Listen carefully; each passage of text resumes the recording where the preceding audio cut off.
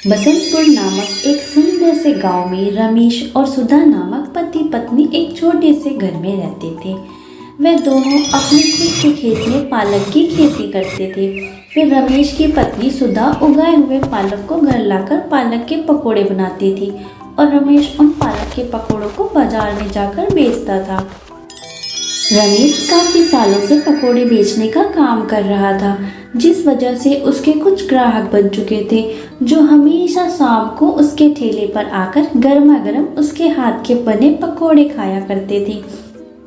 ऐसे ही एक दिन महंगाई बढ़ने के साथ साथ रमेश अपने पकोड़ों के दाम भी बढ़ा देता है। रमेश भैया, ये क्या तुमने पकोड़ों के दाम इतने ज़्यादा बढ़ा दिए? तुम्हारे पकोड़े तो मुझे बहुत ज़्यादा पसंद है, इसलिए तो मैं यहाँ रोज खाने आता हूँ, लेकिन तुमने तो इसके दाम इतने बढ़ा दिए।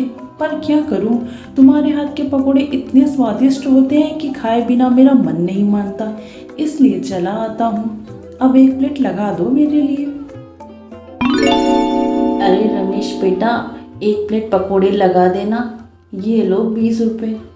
अरे बाबा, पकोड़े 20 के नहीं हैं, अब 30 के हो गए हैं। महंगाई बढ़ गई है ना, इसलिए पकोड़े के दाम भी बढ़ गए हैं। अरे बेटा, मेरे पास तो 20 ही रुपए हैं, अभी तो 20 के ही दे दे तू, जितने भी आ जाए। ठीक है बाबा, आज दे देता हूँ, मगर कल से 30 लाना पकोड़े खाने के लिए। ऐसा कहकर रमेश पकोड़े दे देता है। पकोड़ों के दाम बढ़ने के बाद भी रमेश के ग्राहक कम नहीं होते।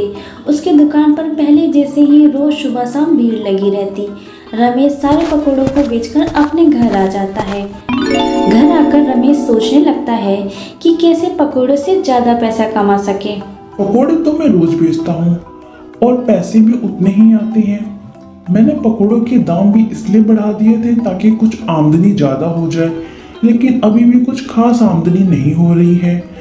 आज ग्राहक तो थे पर पकोड़े खत्म हो गए थे।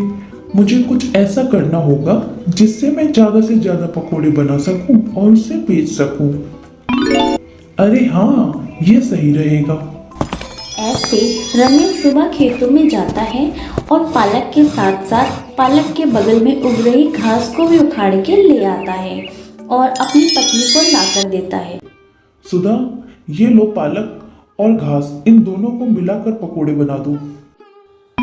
क्या घास पालक के साथ मिला दूं? ये कैसी बात कर रहे हैं आप?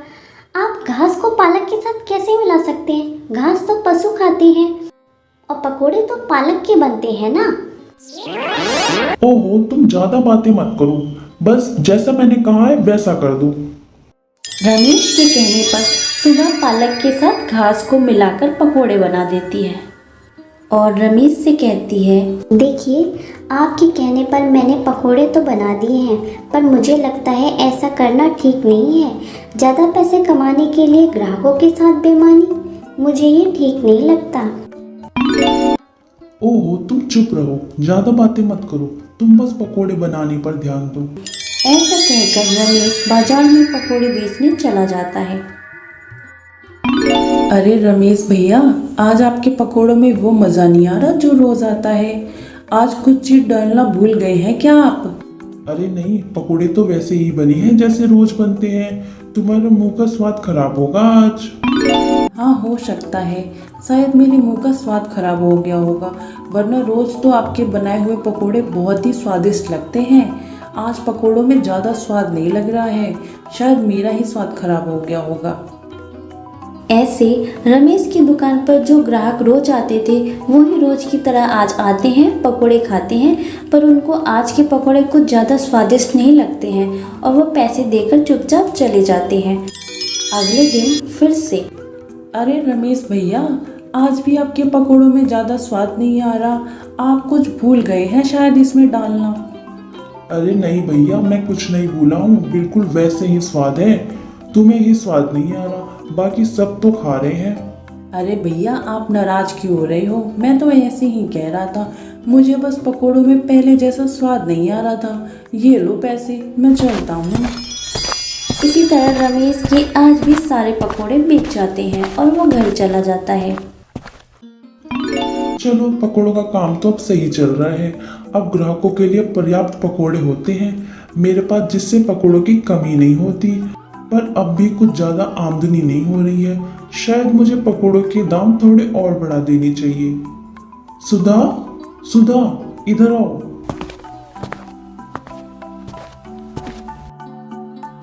क्या हुआ जी? मैं कल से पकोड़ों के दाम बढ़ा रहा हूँ। अब से पालक के पकोड़े 30 रुपए से 40 रुपए प्लेट कर रहा हूँ। रमेश जी, इतना लालच ठीक नहीं है। अगर ग्राहकों ने आना बंद कर दिया तो हमारा ही घाटा होगा, और इन पकौड़ों को बेचकर हम इतना तो कमा ही लेते हैं कि हम अपना जीवन व्यापन कर सके। फिर ये पकौड़ों के दाम बढ़ाना ही क्यों? तुम बस पकोड़े बनाने पर ध्यान दो, बाकी सब मुझ पे छोड़ दो, मैं सब देख लूंगा। सुधा के समझाने पर भी रमेश उसकी नहीं सुनता और अपनी मनमानी करता है। रमेश लालच में आकर पकोड़े के दाम को एकदम से बढ़ा देता है। पालक के पकोड़े 30 रुपए से सीधा 40 रुपए कर देता है। रमेश भैया, अभी कुछ दिन पहले ही तो तुमने पकोड़े के दाम बढ़ाए थे। अभी 10 दिन भी पूरे नहीं हुए कि तुमने फिर से दाम बढ़ा दिए। भैया, अभी तो मैं सस्ते में पकोड़े बेच रहा हूँ, वरना यही पकोड़ा बाहर से लोगे तो आपको 50 रुपए के मिलेंगे। अब तुम्हें मेरे पकोड़े लेने हैं तो लो, वरना यहाँ से जा सकते हो। लाइन में और भी ग्राहक खड़े हैं, हटिए हटिए यहाँ से। अगर ऐसी बात है तो मुझे नहीं खाने तुम्हारे पकोड़े। इस तरह वह आदमी नाराज होकर वहां से चला जाता है। पकोड़ों के दाम बढ़ने की वजह से अब रमेश के पास धीरे धीरे ग्राहक कम होने लगते हैं, और इसी बीच रमेश के ठेले के सामने एक दूसरा पालक पकोड़े बेचने वाला आ जाता है। उसके पास पालक के पकोड़े के साथ साथ और भी विभिन्न प्रकार के पकोड़े थे, जैसे मिर्च का पकोड़ा, आलू का पकोड़ा, पनीर का पकोड़ा, और उसके पकोड़े के दाम रमेश के पकोड़े से कम थे, जो मात्र 25 रुपए में पालक के पकोड़े बेच रहा था। और यही नहीं, उसके पालक के पकोड़े और पनीर के पकोड़े बहुत ही स्वादिष्ट होते हैं, जिस वजह से ग्राहक उसके ठेले की तरफ खींचे चले जाते हैं। अब सारे ग्राहक रमेश के ठेले को छोड़ दूसरे ठेले वाले के पास पकोड़े खाने जाते हैं। अगले दिन रमेश के ठेले पर कोई ग्राहक नहीं आता। उसके सामने वाले ठेले पर हमेशा ही भीड़ लगी रहती थी। ऐसे ही रात हो जाती है और रमेश का एक भी पकोड़ा नहीं बिकता है, जबकि उसके सामने वाले के सारे पकोड़े बिक जाते हैं। रमेश अपने पकोड़े से भरा ठेला लेकर घर पहुंचता है। सुधा, तुमने सही कहा था। ज्यादा लालच की वजह से मेरे आज एक भी पकोड़े नहीं बिके।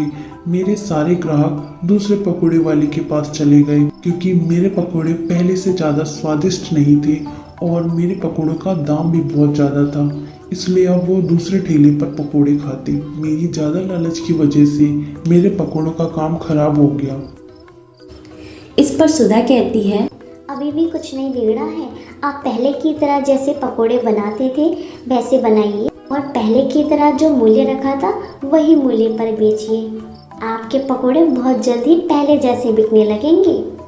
हाँ, तुम ठीक कह रही हो। मुझे तुम्हारी बात पहले ही मान लेनी चाहिए थी। अब मैं पकोड़े पहले के दाम पर ही बेचूंगा। इसी तरह अगली सुबह रमेश पकोड़े के दाम को 40 रुपए से हटाकर 20 रुपए कर देता है, और अब वह पकोड़ों में घास भी नहीं मिलाता था। अब वह केवल शुद्ध पालक के पकोड़े बनाता था, जिससे उसके पालक के पकोड़ों की खुशबू की वजह से रमेश के ग्राहक वापस उसके ठेले पर आकर पकोड़े खाने लगते हैं। और ये देखकर रमेश की खुशी का तो ठिकाना ही नहीं रहा।